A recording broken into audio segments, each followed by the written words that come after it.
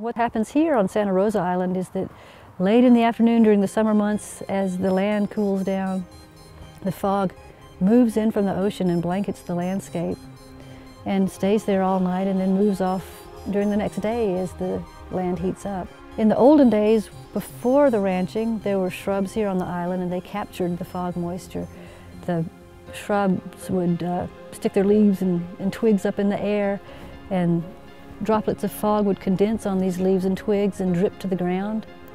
Those plants are gone now, and that capacity has been lost. And so instead of watering the ground during the night, the fog just blows by the island and doesn't deposit moisture here, and the soils are dry. So a seed that falls on the ground is falling in a dry place.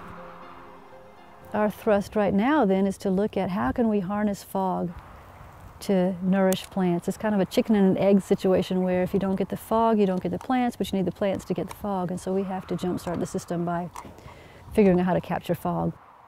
You know, and you've got sort of stages in between too. You've got that bare slope, you've got this next one that's more grass and less coyote brush.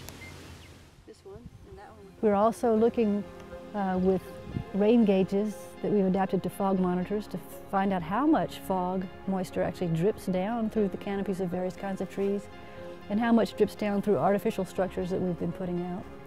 So our thinking is that we can identify these places where there's pretty reliable fog.